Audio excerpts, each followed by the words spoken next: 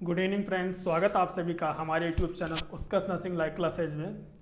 जैसा कि आप सभी को पता है, हमारी सीआरपीएफ की क्लासेज आप सभी को वेट था। जिन सीआरपीएफ की क्लासेज को हम यहां से कंडक्ट करेंगे वो अब क्लासेज जल्दी शुरू की जा रही है आपकी। सो वो क्लासेज आपकी एक बेहतरीन टॉपिक होगा। जिस क्लासेज के अंदर हम आज ही क्लास में डिस्कस करेंगे वो होगा आपका फंडामेंटल से, जो एक सब्जेक्ट बेसिक होता है। हर एक एग्जाम में यहाँ से क्वेश्चन बनते हैं। सो इन जो सीआरपीएफ की क्लासेज होंगी वो एक इम्पोर्टेंट एंड गोल्डन की पॉइंट क्लासेज होंगी एंड एमसीक्यू बेसिस पे होंगी। सो यहाँ पे जो एग्जाम्स के अंदर जिन टॉपिक्स क्वेश्चन बनते हैं उन्हीं टॉपिक को हम डिस्कस करेंगे, ठीक है। अदरवाइज जो थ्योरी मटेरियल होता है उसके अंदर हमारी एक चीज़ को पॉइंट को अलग से डिस्कस करते हैं, लेकिन यहाँ पे हम उसको ज़्यादा डीप ना जाके ओनली क्वेश्चन को हम कवर करने की कोशिश करेंगे, ठीक है गाइस। एंड जो अदर सब्जेक्ट की क्लासेज है वो भी कंटिन्यू रहेंगी। सो शुरू करते हैं आज की क्लासेस के अंदर। आपका फंडामेंटल का टॉपिक है जिसके अंदर हम डिस्कस करेंगे ऑक्सीजन इनहेलेशन से। यहाँ इसकी जो ऑलरेडी थ्योरी क्लास है वो हमारी हो चुकी है। सो आप इसकी थ्योरी क्लासेस को जाके ऊपर आई बटन दिख रहा होगा आपको, वहाँ पे जाके देख सकते हैं प्लेलिस्ट में। एंड जो हमारी प्लेलिस्ट है डिस्क्रिप्शन बॉक्स में आपको लिंक मिल जाएगा, वहाँ पे जाके भी आप इसको देख सकते हैं। सो गाइस, आपको क्या करना है, इन क्लासेस पे कंटिन्यू बने रहना है एंड आपका सपोर्ट होना चाहिए, आपके कमेंट्स व्यूज होने चाहिए। इसीलिए हमारी तरफ से एक आपका अच्छा फीडबैक मिलेगा। जब आपका एक फीडबैक आता है हमारे लिए तो हम खुद से मोटिवेट होते हैं, आपके लिए एक बेटर कंटेंट देने की कोशिश करते हैं, ठीक है। जब आपके लिए हर एक चीज़ को हमारी तरफ से विदाउट एनी कॉस्ट दिया जाता है तो आपको इतना तो आपकी तरफ से भी एक रेस्पॉन्स अच्छा होना चाहिए। शुरू करते हैं बिना कुछ देरी किए आज की क्लासेस के अंदर। वो है आपका फंडामेंटल से एक काफ़ी इंटरेस्टिंग टॉपिक होता है जो आप डिस्कस करने जा रहे हैं हम ऑक्सीजन इनहेलेशन से, ठीक है गाइस। ऑक्सीजन इनहेलेशन से यहाँ से एग्जाम्स के अंदर, इनफैक्ट सीआरपीएफ ही नहीं, हर एक एग्जाम्स के अंदर ये ऐसे टॉपिक्स हैं जिनमें क्वेश्चन बनते हैं, पूछे जाते हैं, ठीक है। आपको करना क्या है, क्लासेस के अंदर एक नोटबुक लेके बैठना है जिसके अंदर इन टॉपिक्स को आपको अच्छे से लिखना है। अगर आपके पास ऑलरेडी नोट्स हैं तो आपको क्या करना है, उन नोट्स को रिवाइज करना है। ये आपकी रिवीजन क्लासेस भी होंगी, ठीक है गाइस। शुरू करते हैं ऑक्सीजन इनहेलेशन। ऑक्सीजन इनहेलेशन मतलब कि कहीं ना कहीं हम कैसी कंडीशन पढ़ने वाले हैं जिसके अंदर हम किसी पेशेंट को एक ऑक्सीजन प्रोवाइड करते हैं। अब ऐसे क्या कंडीशन आ जाती है जहाँ पे हमारे को किसी पेशेंट को ऑक्सीजन प्रोवाइड करने की जरूरत होती है, ठीक है। तो आपको पता होगा, जनरली डिस्कस करने से पहले ऑक्सीजन के बारे के अंदर हम तीन गैसेस के बारे में डिस्कस कर लेते हैं, ऑक्सीजन, CO2 एंड नाइट्रोजन, ठीक है गाइस। ये तीन गैसेस के बारे में आपने थ्योरी के अंदर जो हमारी क्लासेज हो चुके हैं उनमें भी डिस्कस किया होगा, लेकिन थोड़ा सा रिव्यू देख लेते हैं हम। क्या होता है, ऑक्सीजन होती है जो आपके इन्वायरमेंट के अंदर 21% का योगदान देती है, जबकि CO2 होती है वो 0.3% कंसंट्रेशन रखती है। एंड नाइट्रोजन होती है उसका सबसे ज़्यादा परसेंटेज देखा जाता है आपके इन्वायरमेंट के अंदर। जो ऑक्सीजन होती है वो आपके इन्वायरमेंट में 21% होती है। तो आपसे एग्जामिनर क्वेश्चन करता है कि एक रेस्पिरेशन के अंदर एक पेशेंट कितना ऑक्सीजन इनहेल करता है। तो वन रेस्पिरेशन के अंदर दो प्रोसेस देखने को मिलते हैं, इंस्पायरेशन और एक्सपायरेशन। तो वन इंस्पायरेशन के अंदर, ध्यान से सुनिएगा, नोट करते जाना, इंस्पायरेशन के अंदर आप कितनी ऑक्सीजन लेते हो इन्वायरमेंट से 21%, और एक्सपायरेशन के अंदर आप कितनी ऑक्सीजन एक्सहेल करते हो तो आपको आंसर करना है 16%। गाइस, जो 5% जो ऑक्सीजन बची, इसके अंदर से जो 5% जो ऑक्सीजन बचती है वो कहाँ चली जाती है, वो आपकी बॉडी के अंदर यूटिलाइज कर ली जाती है। जो आपके टिश्यूज होते हैं, जो डिफरेंट सेल्स ऑर्गन होते हैं, वहाँ पे उसको यूटिलाइज कर लिया जाता है। तो यहाँ पे जो आपकी 4 to 5% होती है वो क्या निकलती है, आपकी CO2 निकलती है, ठीक है। अब क्वेश्चन बनता है एग्जाम के अंदर, किसी पेशेंट को आप CPR दे रहे हो एंड मैनुअल उसको ब्रीथिंग दे रहे हो तो कितना परसेंटेज आप उसको ऑक्सीजन दे रहे हो, क्योंकि आप उसको एक्सहेल कर रहे हो लेकिन लेने वाले के लिए वो एक इंस्पायरेशन होगा, कौन सा, एक्टिवली। तो आप उसको कितना परसेंट दोगे, 16%, क्योंकि आप तो 16% निकाल रहे हो, लेने वाला एक्टिवली नहीं ले रहा है, हम पैसिवली लेते हैं 21%, ठीक है। तो ये आपका CO2 O2 का ये क्वेश्चन है, दोनों इंपोर्टेंट क्वेश्चन है। तीसरा आता है इसके अंदर, जो ऑक्सीजन सिलेंडर होता है उसका कलर कैसा होता है। तो O2 सिलेंडर का जो टॉप होता है वो व्हाइट कलर का होता है, जबकि उसका जो बॉडी पार्ट होता है वो ब्लैक कलर का होता है। इंपॉर्टेंट क्वेश्चन है, पूछा गया क्वेश्चन है, ठीक है गाइज। टॉप होता है वो वाइट पार्ट होता है, जो बॉडी होता है उसका ब्लैक कलर का होता है, ठीक है गाइज। और जो क्वेश्चन बनता है इसके अंदर गाइज, दूसरा और क्या क्वेश्चन बनता है, जो ऑक्सीजन होता है वो सिलेंडर के अंदर, जो एक सिलेंडर होता है O2 सिलेंडर होता है, उसके अंदर उसका जो प्रेशर होता है वो कितना देखने को मिलता है। तो जो गाइस, जो इसका O2 सिलेंडर के अंदर जो इसका प्रेशर होता है वो आपको देखने को मिलता है गाइस। इसके अंदर सिंपल ही होता है, पाइपलाइन के अंदर तो देखने को मिलता है 50 से 60 पाउंड पर इंच स्क्वायर, जबकि सिलेंडर के अंदर इसका देखने को मिलता है 2200 पाउंड पर इंच स्क्वायर, ठीक है। ध्यान से सुनना क्या बोलना चाह रहा हूं। सिलेंडर के अंदर कितना होता है, सिलेंडर के अंदर जो इसका प्रेशर होता है 2200 पाउंड पर इंच स्क्वायर, जबकि पाइपलाइन जो होती है, पाइपलाइन जो सप्लाई होती है हॉस्पिटल के अंदर वो होती है 50 to 60 पाउंड पर इंच स्क्वायर, ठीक है गाइस। ये इंपॉर्टेंट क्वेश्चन है, ध्यान रखना यहाँ से। अब इसके अंदर और क्या क्वेश्चन बनते हैं, O2 की बात हो गई। CO2 का जो गैस का, CO2 सिलेंडर का जो कलर होता है वो होता है ग्रे कलर का, ठीक है। ग्रे कलर का जो CO2 सिलेंडर का कलर होता है, जबकि नाइट्रोजन का और नाइट्रस ऑक्साइड का N2O का, इसका जो O2 सिलेंडर का कलर होता है वो फ्रेंच ब्लू कलर का होता है, फ्रेंच ब्लू कलर का देखने को मिलता है। एंड इसका जो कलर होता है वो ब्लैक कलर का देखने को मिलता है। अगर ऑप्शन में ब्लैक कलर ना दे रखा हो तो सेकंड प्रायोरिटी पर राइट आंसर करना ब्लू कलर, ठीक है, क्योंकि ये क्वेश्चन काफ़ी कंट्रोवर्सी रखता है खुद के अंदर नाइट्रोजन का वाला, ठीक है। अगर नाइट्रस ऑक्साइड का आ जाए तो फर्स्ट प्रायोरिटी में फ्रेंच ब्लू कलर रखना, लेकिन नाइट्रोजन का अगर आपसे क्वेश्चन पूछता है फर्स्ट प्रायोरिटी पे ब्लैक को आंसर देना, सेकंड प्रायोरिटी पे आप देना ब्लू कलर को, ठीक है। तो ये कुछ सिलेंडर से रिगार्डिंग बातें हो गई। जो CO2 होती है वो आपकी कहाँ कहाँ यूज की जाती है। CO2 होती है जब भी आपको लैप्रोस्कोपिक प्रोसीजर करते हो, किसी एब्डोमेन कैविटी को इम्प्लांट करने के लिए CO2 को काम में लिया जाता है, जबकि नाइट्रस ऑक्साइड होता है वो एक एनेस्थीसिया के रूप में इस गैस को काम में लिया जाता है इनहेलेशन के थ्रू। एंड नाइट्रोजन होती है वो एक क्रायो सर्जरी के अंदर काम में ली जाने वाली गैस होती है, ठीक है। तो ये आपकी कुछ गैस से रिलेटेड क्वेश्चन बनते हैं। यहाँ पे जो क्वेश्चन बनते हैं गैस से रिलेटेड वो आपके कंप्लीट है। जो ऑक्सीजन होती है, जितने भी वर्ड बोलूंगा वो हर एक क्वेश्चन है, ठीक है।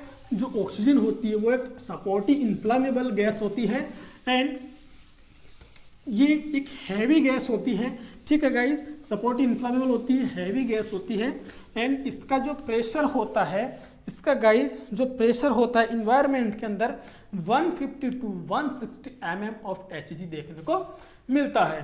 अब सपोज मान लीजिए हम पढ़ना चाह रहे हैं ऑक्सीजन इनहेलेशन के बारे में, ठीक है। काफ़ी इंपॉर्टेंट पॉइंट्स आने वाला है, सपोर्ट हम पढ़ने जा रहे हैं ऑक्सीजन इनहेलेशन के बारे में। तो ऐसी कौन सी कंडीशन होती है जहाँ किसी पर्सन के अंदर ऑक्सीजन इनहेलेशन की जरूरत पड़ती है। आइए देखते हैं। आपने एक कंडीशन का नाम सुना होगा जिसको हम कहते हैं हाइपोक्सिया, ठीक है गाइस, हाइपोक्सिया, ओके। हाइपोक्सिया क्या होता है, किसी पर्सन की बॉडी के अंदर अगर ऑक्सीजन की, किसी पर्सन के बॉडी के जो टिश्यू होते हैं उसके अंदर ऑक्सीजन की डेफिशिएंसी आ जाती है, उससे हम कहते हैं हाइपोक्सिया। तो डेफिनेशन लिखिएगा, lack of oxygen in the body tissue, ठीक है, इसको आप कहते हो हाइपोक्सिया। इससे को कॉरस्पॉन्डिंग कुछ टर्मिनोलॉजी देखने को मिलती है जिसके अंदर हम एग्जाम्स के अंदर काफ़ी कंफ्यूज हो जाते हैं। तो आपको ध्यान रखना, हाइपोक्सिया का दूसरा नाम होता है एनोक्सिया, ठीक है, कंफ्यूज नहीं होना है। एंड हाइपोक्सीमिया का भी आपने नाम सुना होगा, हाइपोक्सीमिया, ठीक है।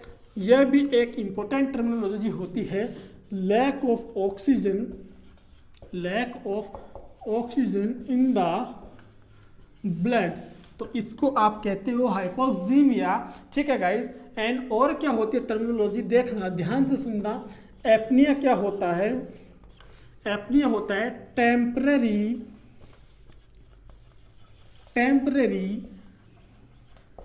सीजेशन या स्टॉपेज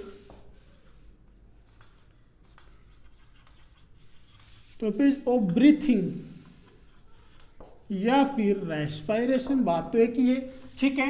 एंड और क्या होता है इसी के साथ में, और क्या टर्मिनोलॉजी देखने को मिलती है, asphyxia,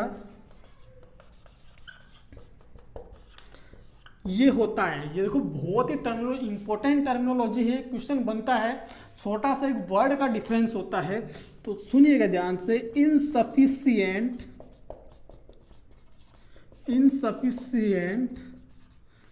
intake of oxygen, insufficient intake of oxygen, ठीक है guys, insufficient intake of oxygen, ये होती है आपकी एस्फिक्सिया। अगर ये कंडीशन लॉन्ग टाइम तक स्टे कर जाती है तो यही कंडीशन डेवलप करती है हाइपोक्सिया को, ठीक है। एक इंपॉर्टेंट कोज माना जाता है एस्फिक्सिया को सेरेब्रल पाल्सी का, जो कि आप एक पीडियाट्रिक के अंदर एक डिजीज पढ़ते हैं नर्वस सिस्टम की, जिसको हम सेरेब्रल पाल्सी कहते हैं। उसके अंदर एस्फिक्सिया एक इंपॉर्टेंट कोज माना जाता है, जिसकी वजह से आपके नर्वस सिस्टम के अंदर ऑक्सीजन सप्लाई की कमी देखने को मिलती है, एंड वो जाके कहीं ना कहीं जाके उसके अंदर सेरेब्रल पाल्सी का मतलब होता है पैरालिसिस, वो कंडीशन कोज करती है। नाउ इसके अंदर और क्या आता है, डिज्निया, जिसका वर्ड का मीनिंग होता है डिफिकल्टी इन ब्रीथिंग, जो एक बहुत ही इंपॉर्टेंट एंड बार बार काम में आने वाला वर्ड है गाइस, ये आपको नोट करना है। अब इसके बारे में हम पढ़ रहे थे, कौन सा टर्म, हाइपोक्सिया के बारे में, बहुत ही इंपॉर्टेंट टॉपिक डिस्कस कर रहे हैं, नोट कर लीजिएगा इन सभी टर्मिनोलॉजी को। कुछ एक्स्ट्रा था, हाइपोक्सिया मैंने बोला lack of oxygen in the body tissue. अब इसको कैसे आइडेंटिफाई करें किसी पर्सन के अंदर हाइपोक्सिया हो रहा है, आइए जानने की कोशिश करते हैं हाइपोक्सिया कैसे होता है, ठीक है गाइस। सपोज किसी पर्सन के अंदर आप एक कंडीशन देखने जा रहे हैं हाइपोक्सिया, तो इसको असेस करने का कुछ डिफरेंट मेथड होता है, ठीक है गाइस। तो इसको असेस करने का डिफरेंट मेथड होता है। क्या करना है आपको, सबसे पहले असेसमेंट करना होता है। तो मान लीजिए आपसे एग्जामिनर क्वेश्चन करता है किसी पेशेंट के अंदर ब्रीथिंग की डिफिकल्टी हो रही है, तो नर्स क्या करेगी, प्रायोरिटी क्या रहती है, ध्यान से सुनिएगा। असेसमेंट करेगी। असेसमेंट किया उसने किसको, हाइपोक्सिया को असेसमेंट करते ही वो सेकंड प्रायोरिटी होगी पेशेंट को प्रोवाइड पोजीशन। ये क्वेश्चन है कैसे बनेगा एग्जाम के अंदर, प्रोवाइड पोजीशन, कौन सी, हाई फाउलर भी हो सकती है एंड सेमी फाउलर भी हो सकती है। नाउ थर्ड, तीसरी, inform to doctor and fourth is provide oxygen. तो ये चार इंपॉर्टेंट प्रायोरिटी नर्सिंग एक्शन देखने को मिलता है जो आपको इसको फॉलो करना होता है। कोई भी कंडीशन हो, सबसे पहले आप किसी कंडीशन को असिस करोगे। असिस करने के लिए आप मान लीजिए जब कोई भी आप फिजिकल एग्जामिनेशन करते हैं, तो फिजिकल एग्जामिनेशन के अंदर आप चार इंपॉर्टेंट पॉइंट्स पढ़ते हैं, इंस्पेक्शन, पाल्पेशन, परकशन, ऑस्कल्टेशन, ठीक है। एक्सपेक्ट एब्डोमिनल एग्जामिनेशन को छोड़ के आप ये चार टर्मिनोलॉजी एक सीक्वेंस में पढ़ते हैं, इंस्पेक्शन, पाल्पेशन, परकशन, ऑस्कल्टेशन, ठीक है। हम क्या पढ़ने जा रहे हैं, assessment of hypoxia.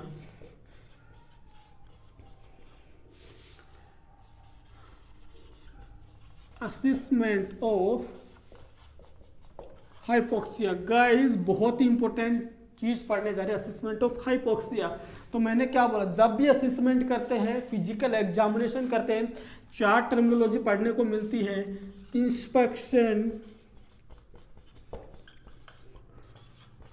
Palpation, percussion and auscultation.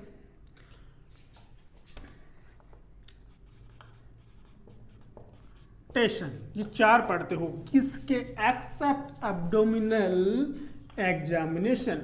Abdominal examination का क्या सीक्वेंस होता है, इंस्पेक्शन तो एज इट इज रहता है, इंस्पेक्शन तो एज इट इज रहता है, लेकिन ये जो फिर अपोजिट जैसे कि inspection, auscultation, percussion and palpation, ये एब्डोमिनल एग्जामिनेशन का होता है। ऑलरेडी ऋषिकेश एम्स 2020 के अंदर ये क्वेश्चन पूछ चुका है ये वाला, ठीक है, कि एब्डोमिनल एग्जामिनेशन के अंदर क्या सीक्वेंस होता है। सो आप क्या करने जा रहे हो, हाइपोक्सियाकोसिस करने जा रहे हो, तो सबसे पहले क्या करोगे, इंस्पेक्शन असेसमेंट करना है ना। इंस्पेक्शन का दूसरा नाम होता है ऑब्जर्वेशन मेथड। ऑब्जर्वेशन मेथड, तो आप असेसमेंट ऑफ हाइपोक्सिया को कुछ मेथड्स के थ्रू असेस करने की कोशिश करते हो। फर्स्ट आता है ऑब्जर्वेशन मेथड, सेकंड आता है non invasive method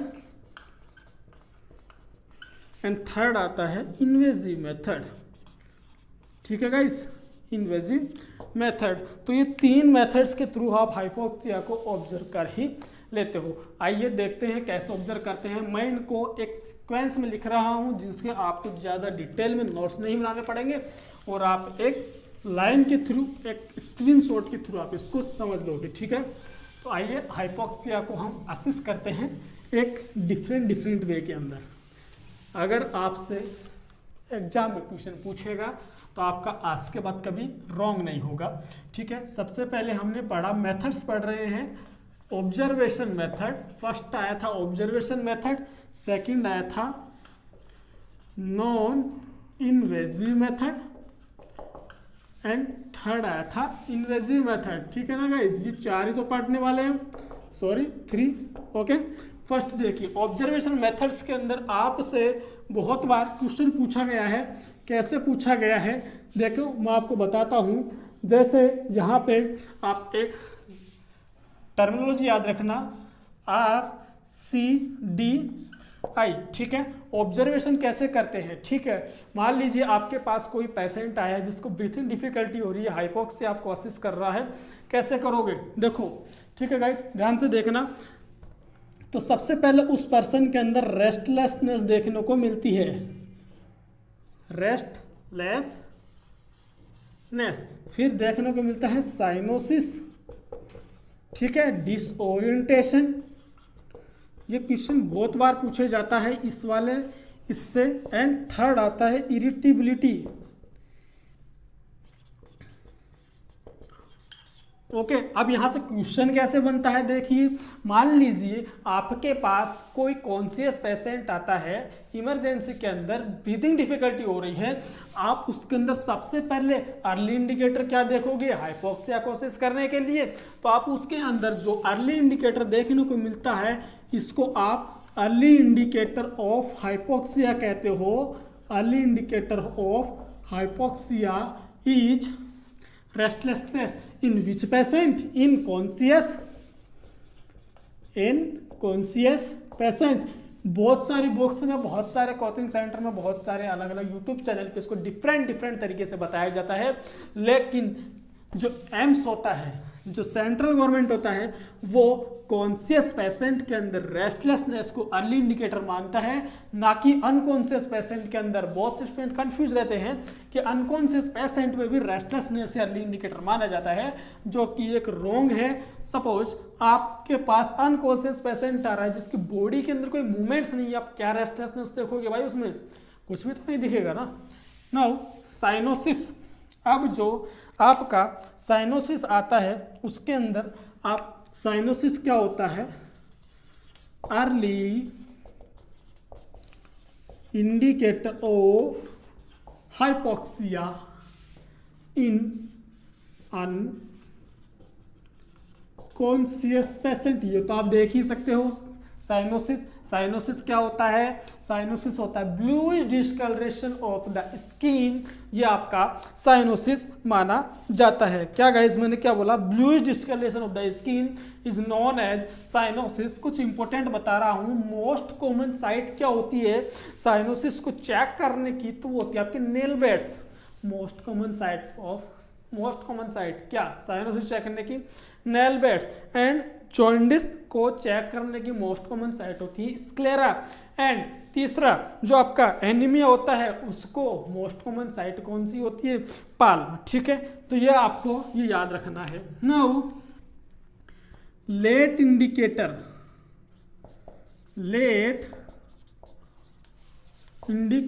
of hypoxia, कौन से पेशेंट के अंदर, कौन से पेशेंट के अंदर। इंपॉर्टेंट क्वेश्चन है, तीनों ही पूछे गए क्वेश्चन है, जो आपको इसको क्या करना है, याद रखना है। नाउ मान लीजिए आपने ये वाला मेथड चूज किया, ऑब्जर्वेशन वाला मेथड, आप सेटिस्फाई हुए ही नहीं कि मुझे तो पता भी नहीं चला इस पेशेंट में हाइपोक्सिया था, तो मुझे अब सेकंड क्या करना चाहिए। आइए सेकंड देखते हैं। आपको ऑब्जर्वेशन से पता नहीं चला, ठीक है, ये ध्यान रखना। अर्ली इंडिकेटर, लेट इंडिकेटर, यहाँ से क्वेश्चन आता है एग्जाम के अंदर, पूछा हुआ क्वेश्चन है इसलिए बताया है। आते हैं नॉन इन्वेजिव मेथड के बारे में पढ़ते हैं। नॉन इन्वेजिव के बारे में, तो नॉन इन्वेजिव मेथड्स के अंदर एक आप इंस्ट्रूमेंट की सहायता से चेक करते हो, जिसका नाम होता है पल्स ऑक्सीमीटर। सभी ने देखा होगा हॉस्पिटल के अंदर एक फिंगर के अंदर एक छोटा सा इंस्ट्रूमेंट लगाया जाता है, जो कि किस चीज को चेक करता है, ऑक्सीजन सैचुरेशन को चेक करता है।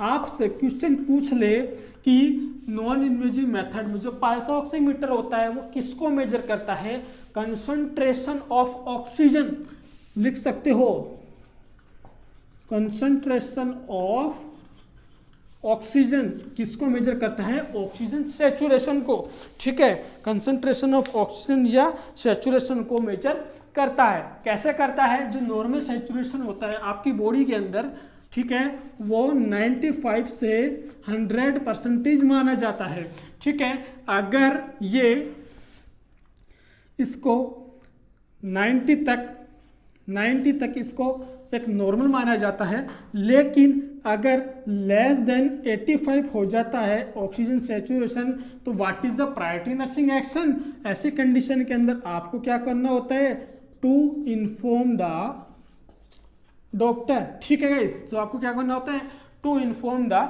डॉक्टर। नाउ नेक्स्ट इसमें आता है और क्या होता है ऑक्सीजन के बारे में अंदर।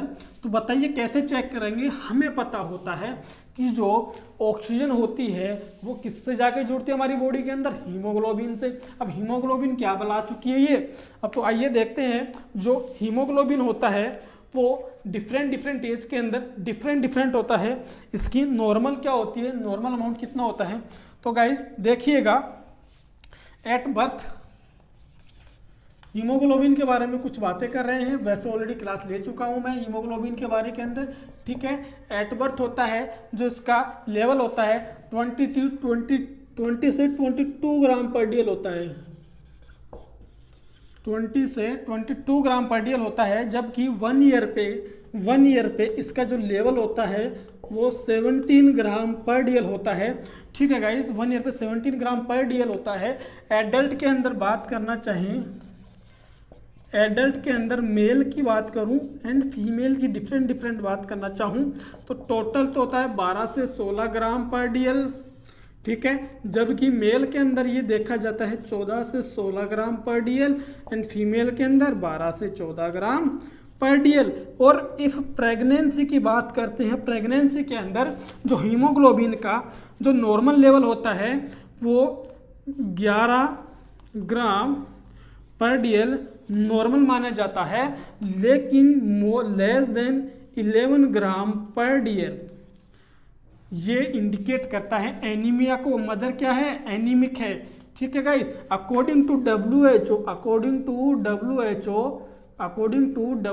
Less than 10 gram per DL इसका लेवल होता है, तो मदर क्या होती है, एनीमिक होती है, ठीक है ना गाइस। तो आपको ये मैंने कुछ डिफरेंट तरीके से हीमोग्लोबिन का लेवल बताया है। दिल्ली एम्स में क्वेश्चन पूछ चुका है, ये वाला दिल्ली एम्स में क्वेश्चन आ चुका है। इसके अंदर ये यूनिट दे रखी थी उसने, लेकिन ऑप्शन के अंदर कहीं पे एक ऑप्शन में था 12 से 16 मिलीग्राम पर डीएल, mg पर डीएल, जो कि यूनिट किस में होती है, लेकिन इसकी ग्राम पर डीएल के अंदर। तो ये भी आपको यूनिट का भी पता होना चाहिए।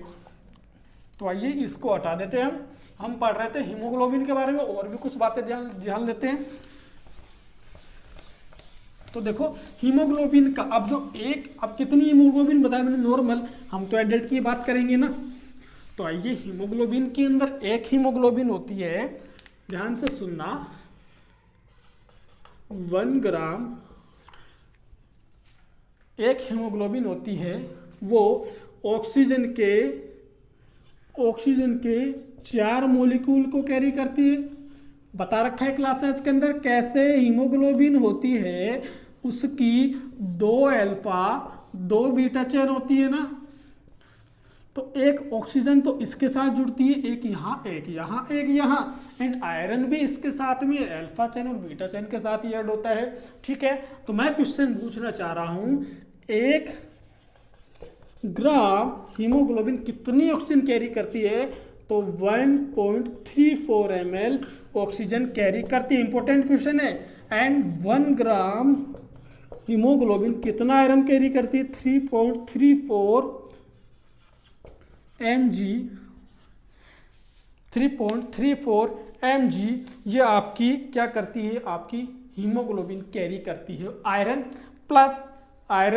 Plus oxygen, iron plus oxygen. ठीक है, ये आप नोट कर लेना। ऑलरेडी क्लासेज में पहले बता चुका हूँ, थ्योरी क्लासेज में, एंड यहाँ भी मैंने बताया। जिसको ज़्यादा डिटेल में समझना हो हीमोग्लोबिन के बारे में, एनाटॉमी प्लेलिस्ट में जाके ब्लड वाला चैप्टर देखना, उसके अंदर आपको मिल जाएगी हीमोग्लोबिन की ऑल डिटेल्स।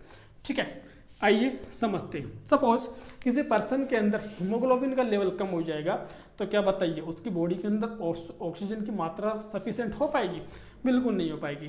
तो ऐसा कहते हैं जो बच्चे एनीमिक होते हैं उनके अंदर ऑक्सीजन की एक प्रॉपर तरीके से वहाँ पे ऑक्सीजन की सप्लाई नहीं हो पाती है, या फिर ऑक्सीजन की कमी हो जाए तो हीमोग्लोबिन क्या कैरी करेगी? कुछ भी तो नहीं। तो इस तरीके से हम क्या देख रहे हैं, इन्वेजिव मेथड के अंदर पल्स ऑक्सीमीटर की सहायता से हम चेक करते हैं कि कंसंट्रेशन कितनी होती है या सैचुरेशन कितना होता है।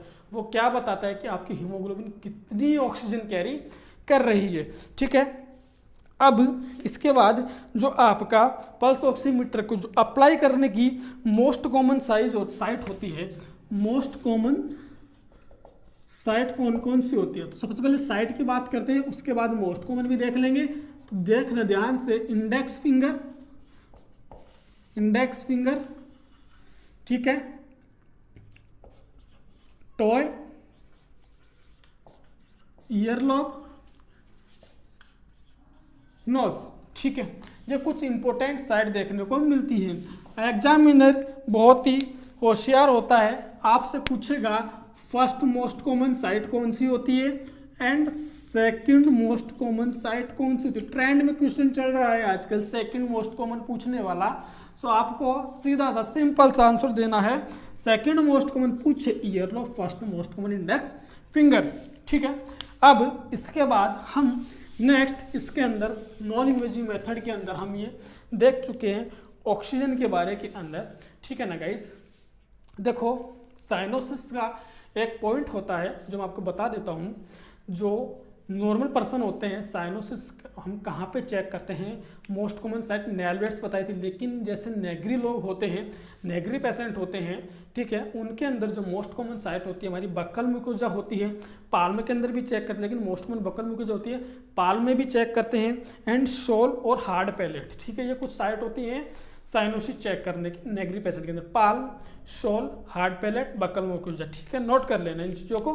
अब हम देखने जा रहे हैं, नेक्स्ट आता है इन्वेजिव मेथड। बहुत ही इंपॉर्टेंट है इन्वेजिव मेथड के बारे में कुछ इंपॉर्टेंट बातें ध्यान से सुन लीजिएगा। इन्वेजिव मेथड के बारे में लिखना सभी। Invasive method most accurate method होता है, most accurate and reliable method. आपको ऑक्सीजन के बारे में पता करना है, डायरेक्ट एबीजी पर जा सकते हैं बिना कुछ डिले किए।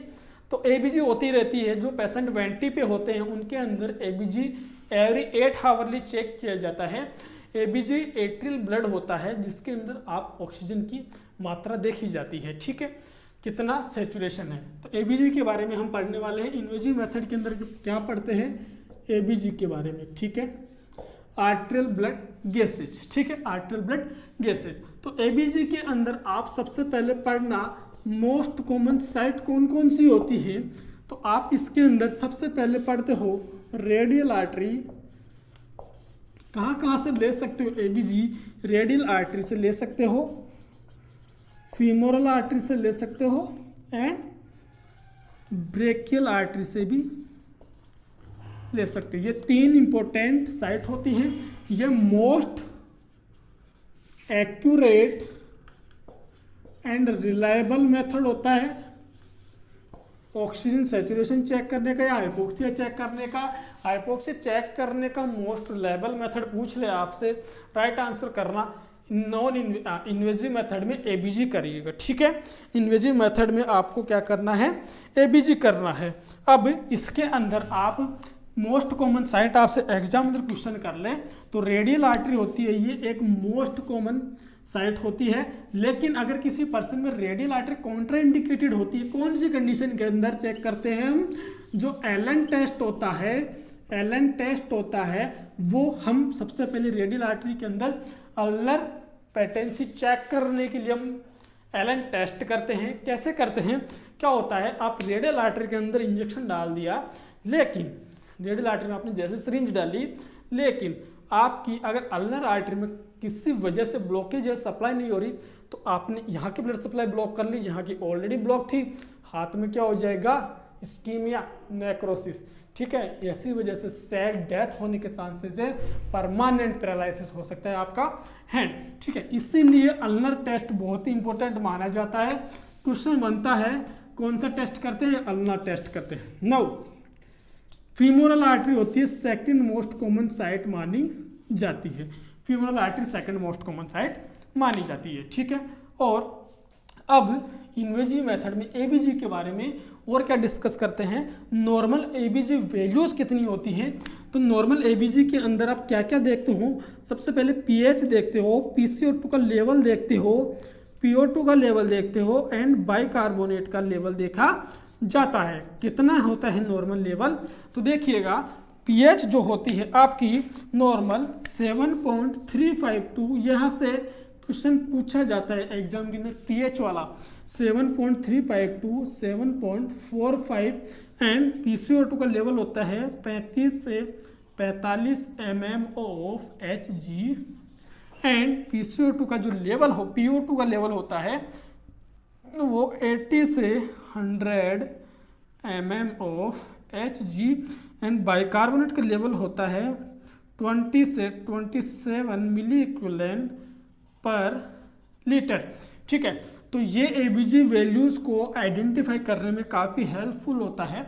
इससे से आप पता लगा लेते हो कि जो पीएच है वो क्या है, ठीक है, कौन सी है, कंपनसेटरी है, पार्शियल कंपनसेटरी है, नॉन कंपनसेट है, क्या है क्या नहीं, एसिडिक है, एल्कोलोसिस है, क्या है, ठीक है। सो लेस देन 7.35 जो पीएच होती है वो एसिडिक मानी जाती है, मोर देन 7.45 होती है पीएच को एल्कलाइन माना जाता है।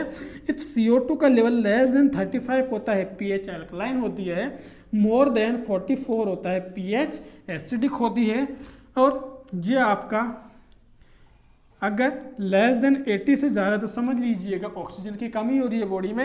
एंड इसका लेवल लेस देन 22 होता है तो एसिडिक होता है, मोर देन 27 एल्कलाइन होता है। ऑलरेडी क्लास ले चुका हूँ ऑक्सीजन के बारे के अंदर, ट्यूशन क्लास भी और थ्योरी क्लासेज भी जाके आप देख सकते हैं, विजिट कर सकते हैं क्लासेज में, ठीक है। तो ये आपका ओबीजी से रिलेटेड था जो क्वेश्चन कंप्लीट है, ठीक है ना गाइज। एंड एक अब मैंने स्टार्टिंग में ही आपको बोला था कि आप हाइपोक्सिया चेक कर रहे हो तो असिस्ट करोगे, पोजीशन दोगे, असिस्ट कर लिया आपने 3 मेथड के through, first observation, non invasive, invasive, ठीक है। नाउ अब क्या करोगे आप? पोजीशन दोगे, आपने कर लिया, कन्फर्म है हाइपोक्सिया है, बिल्कुल कन्फर्म हो गया एबीजी से हाइपोक्सिया है, पोजीशन दे दो, डॉक्टर को इन्फॉर्म कर दो सर पेशेंट के अंदर हाइपोक्सिया की कंडीशन डेवलप हो रही है, इन्फॉर्म कर दिया आपने। लेकिन अगर जब तक डॉक्टर ऑर्डर्स नहीं आते हैं आप पेशेंट को ऑक्सीजन दे सकते हो। अब ऑक्सीजन कौन कौन सा मेथड के थ्रू दी जाती है वह डिस्कस करते हैं, बहुत इंपॉर्टेंट है, ठीक है। फटाफट सुनते जाना, नोट करते जाना। ऑलरेडी क्लास हो चुकी है, इस पर थ्योरेटिकल क्लास, इसलिए ज़्यादा डीप में ना जाके हम हर एक चीज़ को कवर कर लेते हैं यहीं पे, ठीक है। इंपॉर्टेंट क्लासेज है, गोल्डन पॉइंट क्लासेज है, ठीक है। लेकिन मैं जो बोल रहा हूँ वो एक पूरा थ्योरेटिकल पोर्शन बोला है मैंने, ठीक है। आइए क्या कर रहे हैं, मेथड्स ऑफ ऑक्सीजन इनहेलेशन, ठीक है, मेथड ऑफ O2 इनहेलेशन के बारे में हम डिस्कस कर रहे हैं। नहीं दिख रहा है, ओनली हेडिंग लिखी है method of oxygen inhalation. Method of oxygen inhalation शायद आपको विजिबल नहीं हो पा रहा होगा यहाँ पे, ठीक है, मेथड लिख रहा हूं मैं।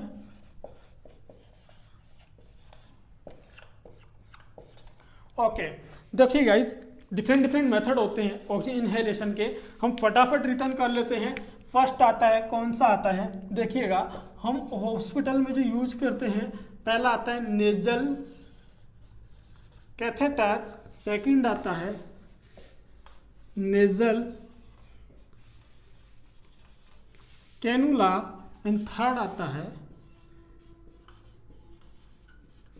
मास्क। ओके, ये तीन तरीके से हम किसी पर्सन में ऑक्सीजन दे सकते हैं। देखिए, नेजल कैथेटर क्या होता है, most common use in clinical practice. Question आ चुका है एग्जाम के अंदर, कौन सा मेथड यूज किया जाता है, नेजल कैथेटर, जिसकी लगभग जो साइज होती है, इसकी जो लेंथ होती है वो कितनी देखी जाती है, 40 सेंटीमीटर देखी जाती है। नेजल कैथेटर की जो साइड होती है और जो लेंथ होती है 40 सेंटीमीटर देखी जाती है, most common use in clinical practice. And ये जो कैथेटर होता है, इससे आप कितने फ्लो रेट दे सकते हो, फ्लो रेट कितनी दे सकते हो, तो इसके अंदर आप पर्सन को 1 से 4 लीटर पर मिनट दे सकते हो, ठीक है। एंड कॉन्सेंट्रेशन, मतलब कि ऑक्सीजन की कितनी कॉन्सेंट्रेशन जाती है, तो आप बताइएगा 22 से 30% इसके अंदर ऑक्सीजन की कंसंट्रेशन डिलीवर की जाती है। नेजल कैथेटर का जो मेजरमेंट होता है वो कैसे होता है, नेजल कैथेटर को जो मेजर करते हैं, tip of the nose to, जैसे मान लीजिए किसी पर्सन में डाल रहे हो ना, तो tip of the nose two ear lobe. Okay, and और क्या होता है इससे important point, tip of the nose two ear lobe. And next यहाँ पे always insert in left nostril, कहाँ पे, लेफ्ट नोस्ट्रिल्स, ठीक है, लेफ्ट नोस्ट्रिल्स में डालते हैं। अवॉइड क्यों करते हैं राइट नोस्ट्रिल्स में, क्योंकि वहाँ पे सेप्टम का डिवाइडेशन होता है, इंजुरी हो सकती है, बहुत सेंसिटिव एंड माइन्यूट कैपिलरीज पाई जाती है, जिसकी वजह से आप कंडीशन डेवलप कर सकते हो, कौन सी, एपिटॉक्सिस की। तो इसीलिए राइट सेप्टम को अवॉइड किया जाता है, ताकि वहाँ पे पर्सन के अंदर एपिटॉक्सिस की कंडीशन ना हो और वो पर्सन इसके अंदर ब्लीडिंग भी कम होगी। तो लेफ्ट नोस्ट्रिल्स को हमेशा प्रेफरेबल माना जाता है। और अगर किसी पर्सन में एपिटॉक्सिस की कंडीशन हो जाती है तो आपको क्या करना है, उस पर्सन को लीन फॉरवर्ड पोजीशन देनी है। अभी हाल फिलहाल के अंदर जब मैं ड्यूटी पे था तो वहाँ पे एक पेशेंट आता है इमरजेंसी के अंदर, जिसको एक एक्सीडेंटल केस होता है, लेकिन उसके नोज से इतनी ब्लीडिंग हो रही थी कि वो स्टॉप नहीं हो पा रही थी। इनफैक्ट इसको इंजेक्शन ट्रेनेक्स सा भी लगता है, लेकिन ब्लीडिंग स्टॉप नहीं हो पा रही थी। सो ऐसी कंडीशन कई बार डेवलप हो जाती है, जिससे आपको एपिटॉक्सिस की कंडीशन सीवियर देखने को मिलती है। तो आपको क्या करना है, हमेशा लेफ्ट नोस्ट्रिल्स को प्रीफरेबल मानना है। एंड मान लीजिए अब जब भी कोई प्रोसीजर करने जाते हो, ध्यान से सुनिएगा, जब भी कोई प्रोसीजर करने जाते हो, 4 बातों का ध्यान रखना, 4 बातों का ध्यान रखना। आपको क्या करना है, राइट पेशेंट को आइडेंटिफाई करना है, राइट पेशेंट को आइडेंटिफिकेशन करना है। ये इंपॉर्टेंट लाइन बता रहा हूँ कुछ, 8% आइडेंटिफिकेशन करना है, एक्सप्लेन प्रोसीजर करना है, ठीक है, कलेक्ट कंसेंट लेना है, and fourth is collect articles करने हैं। ये 4 पॉइंट तो बहुत ही इंपॉर्टेंट है। आइडेंटिफाई करने के लिए मोस्ट इंपॉर्टेंट होता है रजिस्टर आईडी बंड, जो कि आज हर एक हॉस्पिटल में यूज हो रहा है, ठीक है। तो ये 4 बातें इंपॉर्टेंट होती है जब भी कोई आप प्रोसीजर करने जाते हो, ठीक है। आपने यहाँ पे आर्टिकल्स के अंदर क्या कलेक्ट किया है, आप यहाँ पे क्या लोगे, एक नेजल कैथेटर लोगे। एंड इस कैथेटर पे आप क्या करते हो, 2% लिग्नोकेन जेली या फिर जाइलोकेन भी ले सकते हो, जिसको अप्लाई करना होता है ताकि पेशेंट के अंदर ये एक लोकल एनेस्थीसिया का काम करती है और वहाँ पे इजीली इसको इंसर्ट कर दिया जाता है। ठीक है, सो ये आपका कौन सा मेथड है, नेजल कैथेटर। इससे बाहर कोई क्वेश्चन नहीं जाएगा नेजल कैथेटर से। ठीक है, अब जो आता है आपका नेजल कैनुला। नेजल कैनुला क्या होता है, एंड नेजल कैथेटर का एक और पॉइंट सुन लेना, नेजल कैथेटर को एवरी 8 हावरली चेंज करना होता है। क्यों? क्योंकि अगर आप इसको चेंज नहीं करोगे तो स्टेनोसिस की कंडीशन कोज करेगा, तो नेजल कैथेटर को एवरेज 8 हावरली चेंज करते रहना है। Nasal cannula, nasal cannula most convenient method होता है। मोस्ट कॉमन कौन सा था, नेजल कैथेटर, जबकि मोस्ट कन्वीनियंट मेथड कौन सा है, लिख लेना, मोस्ट कन्वीनियंट मेथड कौन सा, nasal cannula. Most convenient method भी है, तो इसके जो नॉस्ट्रिल्स होते हैं नेजल कैनुला की, उनकी जो साइज होती है 1.5 सेंटीमीटर देखने को मिलती है। छोटे छोटे होते हैं, काफ़ी कन्वीनियंट होता है, पेशेंट को फील भी नहीं होता कि वो ऑक्सीजन पे चल रहा है। ये एक लॉन्ग एडमिशन वाले पेशेंट के अंदर यूज किया जाता है। लॉन्ग एडमिशन जो पेशेंट होते हैं, एग्जाम्पल के लिए बेड रिडन लॉन्ग टाइम के लिए होते हैं, COPD की कंडीशन होती है, लंबे समय से चल रहा है। ठीक है, और ये इसकी जो फ्लो रेट होती है 1 to 6 लीटर पर मिनट के हिसाब से दी जाती है। एंड जो कॉन्सेंट्रेशन होती है, यहाँ पे सबसे ज़्यादा गौर करने वाली बात ये वाली और ये वाली होती है। ठीक है, कॉन्सेंट्रेशन होती है वो 24 से 44%। ठीक है, एग्जाम में क्वेश्चन आता है अकॉर्डिंग टू लीटर, कैसे, 1 2 3 4 5 6, देखो 4 का डिफरेंस अभी करके देता हूँ। 1 लीटर पे है तो कितनी कंसंट्रेशन जाएगी, 24, फिर 4 जोड़ दो 28, प्लस 4 32, 36, 40 एंड 44%। तो इस तरीके से एवरी लीटर, जैसे जैसे आप लीटर बढ़ाओगे कंसंट्रेशन भी बढ़ती जाएगी। क्वेश्चन आ चुका है इसके अकॉर्डिंग, ये वाली टेबल के अकॉर्डिंग क्वेश्चन आ चुका है, तो आपको ये तो लीटर में है और ये कंसंट्रेशन है। 2 लीटर दोगे तो 28%, 3 लीटर दोगे तो 32, 4 लीटर दोगे तो 36। ठीक है, ये याद रखना, काफ़ी इंपॉर्टेंट है नेजल कैनुला के बारे में। ठीक है गाइस, तो एंड सपोज यहाँ पे एक और इम्पोर्टेंट क्वेश्चन था, यहाँ पे पेशेंट को जो आप पोजीशन यूज करते हैं, यहाँ पे सेमी फाउलर पोजीशन यूज करेंगे, सेमी फाउलर पोजीशन। ठीक है, यहाँ पे जो पोजीशन यूज होगी नेजल कैथेटर के अंदर, जो पोजीशन यूज होगी वो रोज पोजीशन होगी सबसे पहले तो, फिर सेकंड प्रायोरिटी पे आती है हाई फाउलर। ठीक है, हाई फाउलर, ये 2 पोजीशन इंपॉर्टेंट यूज की जाती है। रोज पोजीशन फर्स्ट प्रायोरिटी पे, सेकंड पोजीशन होती है हाई फाउलर पोजीशन। नाउ फिर इसके बाद आता है लास्ट वाला मास्क। अब मास्क से क्या क्वेश्चन बनता है, तो देखो मास्क से क्या इंपॉर्टेंट क्वेश्चन बनता है। तो मास्क आपके डिफरेंट यूज होते हैं, तो मास्क के अंदर आप कौन कौन से यूज करोगे, तो फर्स्ट आते हैं आपके जो मास्क होते हैं उनकी हम लिस्ट लिख लेते हैं। ठीक है, देन थोड़ा सा डिस्कस करते हैं उनके बारे के अंदर। तो देखो मास्क में सबसे पहला आता है आपका वेंचुरी मास्क। ठीक है, सबसे पहला इंपोर्टेंट मास्क होता है वेंचुरी मास्क। फिर आता है पार्शियल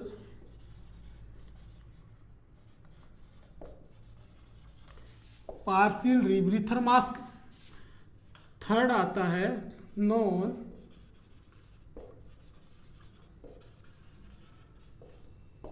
रीब्रीथर मास्क। ये कुछ इंपोर्टेंट मास्क हैं, होते तो बहुत सारे हैं लेकिन कुछ इंपोर्टेंट होते हैं जहाँ से एग्जाम में क्वेश्चन बनता है। फर्स्ट हम डिस्कस करने वाले हैं वेंचुरी मास्क। तो ये वेंचुरी मास्क होता है, सबसे पहले तो कलर कोडिंग के बेसिस पे होता है। ठीक है, कलर कोडिंग के बेसिस पे होता है। ठीक है, एंड इसकी सहायता से आप एक एक्यूरेट एंड रिलायबल मेथड होता है। सबसे पहले मैं आपको बता दूं, जो वेंचुरी मास्क होता है यह एक एक्यूरेट एंड रिलायबल कंसंट्रेशन, मतलब कि जितनी आप डिसाइड करोगे उतनी कंसंट्रेशन में ऑक्सीजन देता है, एंड एक्यूरेट मेथड होता है। तो आपसे एग्जामिनर क्वेश्चन पूछ ले कि most accurate and reliable method कौन सा होता है ऑक्सीजन इनहेलेशन का, तो आप कर दीजिएगा कौन सा, वेंचुरी मास्क। तो लिखने ना मोस्ट एक्यूरेट एंड रिलायबल, ठीक है। Most accurate and reliable method होता है कौन सा गाइस, वेंचुरी मास्क का। अकॉर्डिंग टू कलर कोडिंग के बेसिस पे इसको डिवाइड किया जाता है। कौन कौन सी कलर कोडिंग होती है, एक सिंपल सी ट्रिक याद रखिएगा, BWOYR जी। आप इसको एज ए टीज याद रखना, BWOYRG। तो देखो BWOYRG,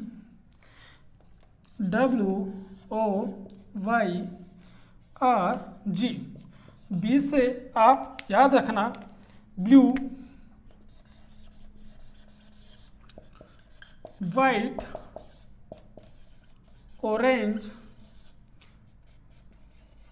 येलो,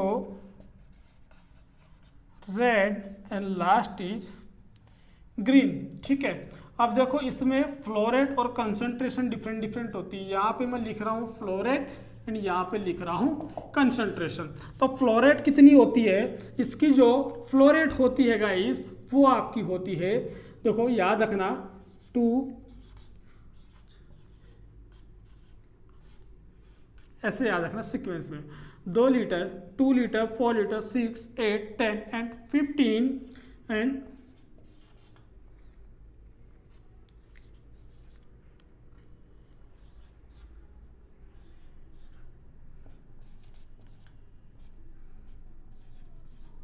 ठीक है, ऐसे आपको याद रखना है। तो देखो 2 लीटर के लिए 24%, देन 28%, देन 32%, 32%, 36%, 40% एंड 44%। तो different different concentration different different litre के अकॉर्डिंग याद रखनी है आपको, ठीक है। तो याद रखना इसको, according to colour coding question बनता है। ब्लू के लिए 2 लीटर पर मिनट, कंसंट्रेशन 24। तो ऐसे आपको एक याद रखनी इस टेबल को। ये आपका वेंचुरी मास्क से कलर कोडिंग के बेसिस पे क्वेश्चन आता है, पूछा जाता है एग्जाम के अंदर। आपको पूछेगा कि येलो कलर का जो मास्क होता है वो कितनी फ्लोरेट देता है, कितनी कंसंट्रेशन देता है। ऑलरेडी क्वेश्चन आ चुका है ये सब चीज़ों से, ठीक है। सो आपको ऐसे क्वेश्चन को राइट कर लेना है गाइस। अब जो नेक्स्ट आता है इसके अंदर वेंचुरी मास्क के बाद के अंदर हम डिस्कस करेंगे पार्शियल रीब्रीथर मास्क, ठीक है। इनका पॉसिबल हो पाया मैं डायग्राम डालूंगा, ठीक है, वीडियो के साथ के अंदर, तो आपको डायग्राम कौन शो हो जाएंगे, ओके। अब जो हम डिस्कस करने जा रहे हैं वो आपका नेक्स्ट वाला आता है पार्शियल रीब्रीथर मास्क, ठीक है। ये आपको एग्जाम में इमेज बेस्ड क्वेश्चन भी आते हैं।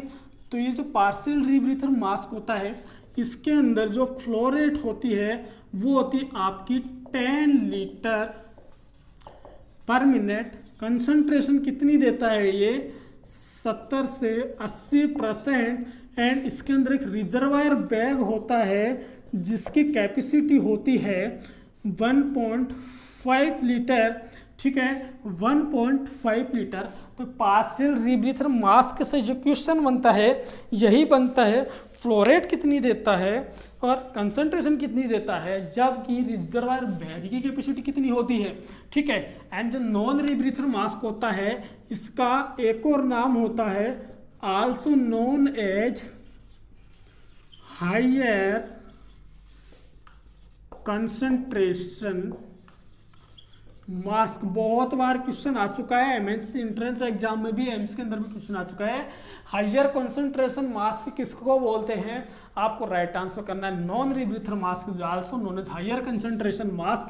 क्यों बोलते हैं भाई साहब, जो इसकी फ्लो रेट होती है वो होती है आपकी 15 लीटर पर मिनट। बहुत ज़्यादा यूज किया गया है जो कोविड के अंदर पेशेंट होते हैं। सबसे पहले एनआरबीएम, अगर रूम एयर पे वो मेंटेन कर रहा है तो आप उसको रूम एयर पे लेंगे, फिर ऑक्सीजन की जैसे जैसे डिफिशिएंसी होने लगती है एनआरबीएम पे लेते हैं। एनआरबीएम पे भी मेंटेन नहीं कर रहा है तो उसको एनआईवी पे लिया जाता है। एनआईवी पे भी अगर मेंटेन नहीं करता तो उसको इंट्यूबेट करते हैं, ठीक है। नाउ कंसंट्रेशन कितनी देगा ये, तो ये आपकी 100% कंसंट्रेशन देता है, इसलिए इसको यूज किया जाता है। ठीक है, 100%, तो इसलिए तो बोलते हैं हायर कंसंट्रेशन मास्क। इससे तो ज़्यादा अभी तक अपन ने पढ़ी भी नहीं 100% किसी मेथड में। ठीक है, जो रिजर्वायर बैग की कैपेसिटी होती है इसके अंदर 2 लीटर मानी जाती है। ठीक है, ये रिजर्वायर बैग होता है वो CO2 को कलेक्ट करने का काम करता है। ठीक है, किसको? CO2 को। ओके, एंड और क्या क्वेश्चन है? अब जनाब एक बात बताइए, हायर कंसंट्रेशन है तो ये क्या करता है? कुछ कॉम्प्लिकेशन भी होंगे। अब ऑक्सीजन की मात्रा 100 से ज़्यादा हो जाए तो क्या होगा? कॉम्प्लिकेशन आना शुरू। ठीक है, तो इसका इस मास्क की वजह से क्या क्या कॉम्प्लिकेशन आते हैं वो भी हम साथ के साथ डिस्कस करते हैं। ठीक है, तो वो भी देखते जाओ आप साथ के साथ में, ताकि आपको यहीं पे चीज़ें तुरंत समझ में आ जाएंगी। एंड मैनेजमेंट क्या होगा वो भी समझा देता हूं मैं। ठीक है, तो आइए कॉम्प्लिकेशन क्या होंगे इसकी वजह से।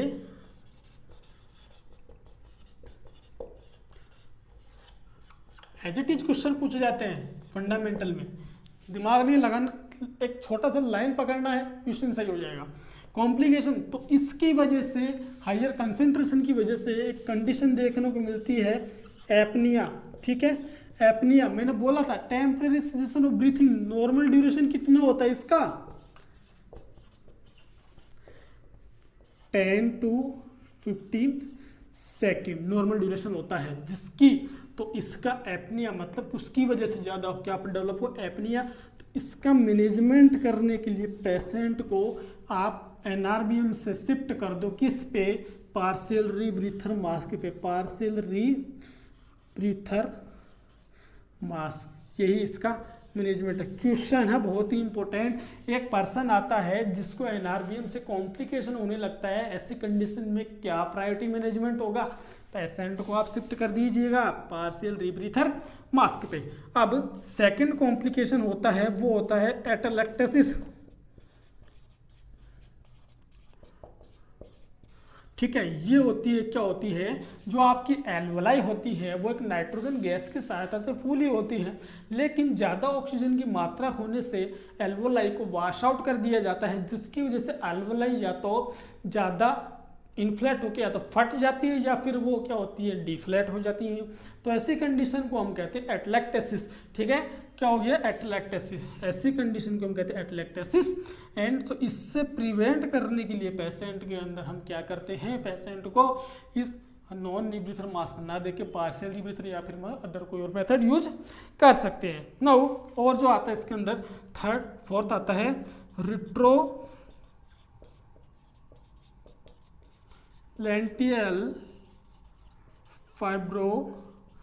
रिट्रोलेंटल फाइब्रोप्लेजिया। ठीक है, ये क्या होता है? ज़्यादा ऑक्सीजन की मात्रा से जो हमारी आई सेल होती है वो काफ़ी सेंसिटिव होती है, जिसकी वजह से वहाँ पे कुछ सेल से जो ऑक्सीजन का मोलिक्यूल जो फ्री घूमने की वजह से सेल्स को जाके डैमेज करते हैं आई वाले, वहाँ से इन्फेक्शन इन्फ्लामेशन की वजह से फाइब्रोसिस कोज होता है एंड वहाँ पे इमेज नहीं बनती है रेटिना पे, जिसकी वजह से उसको नाम दिया गया है रिट्रोलेंटल फाइब्रोप्लेजिया। फाइब्रोसिस का डेवलपमेंट हो गया है। एंड जो फोर्थ आता है गाइज वो आता है आपका फायर, जिसका मैनेजमेंट होता है रेस। ऑलरेडी क्लासेज हो चुकी है इसकी। अब जो नेक्स्ट मेथड होता है किसका? ऑक्सीजन का, वो एक और बता देता हूँ मैं। कुछ डिफरेंट और हैं एंड अपनी क्लास लगभग कंप्लीट होने को है। जो गाइस प्लीज़ क्लास को लाइक और शेयर जरूर करना। इसके बाद हम नेक्स्ट टॉपिक जल्द ही लेके आएंगे आपके लिए। ठीक है, इसको मैंने जल्दी से जल्दी करने की कोशिश की है। फिर आता है चौथा जो मास्क आता है वो आता है एरोसोल मास्क। इस मास्क का दूसरा नाम होता है नेबुलाइजर मास्क। क्यों यूज करते हैं नेबुलाइजेशन मास्क? क्योंकि क्या होता है, जो हमारी बॉडी के अंदर सिक्रेशन होते हैं रेस्पिरेटरी एरिया में काफ़ी थिक हो जाते हैं, जिसकी वजह से उन्हें कम करके, थिकनेस को कम करके उनके सिक्रेशन बढ़ा के उन्हें सक्शन के थ्रू बाहर निकाल दिया जाता है। तो एरोसोल मास्क यूज करते हैं। फिर आता है टेंट मेथड, जो कि एक बर्न पेशेंट में काम में लेते हैं। फिर आता है आपका छठा आता है हुड मेथड। ठीक है, जो कि इन्फेंट एंड बच्चों में काम में लिया जाने वाला मेथड होता है। ठीक है, tent method, hood method, aerosol mask. अब यहाँ पे आपका ऑक्सीजन इनहेलेशन पूरा कंप्लीट है। ठीक है गाइस, कोई डाउट होता है तो पूछिएगा नहीं, सीधा जाके क्लास देख लेना आपकी। कौन सी थ्योरी वाली जो फंडामेंटल की हो चुकी है। सो अब आज इस क्लास के बाद हम डिस्कस करेंगे एक अलग टॉपिक होगा फंडामेंटल से, ठीक है, जो कि एलिमिनेशन से हो सकता है या फिर कुछ और ले लेंगे, ठीक है। सो कैसी लगी क्लास कमेंट कीजिएगा, ठीक है। इसी तरीके से जितना हो सकेगा जल्दी सिलेबस कवर करेंगे जितना हमारे तरफ से हो पाएगा। बाकी आप अपनी प्रिपरेशन कंटिन्यू रखें, ठीक है। कोई डाउट होता है आप सपोर्टिव नंबर पे कॉल कर सकते हैं, जो स्क्रीन पे बैनर आता है उसके अंदर व्हाट्सअप नंबर होता है, मैसेज करके व्हाट्सअप ज्वाइन कर सकते हैं, ठीक है गाइज। आज के लिए इतना ही, बाकी नेक्स्ट क्लास में गुड नाइट।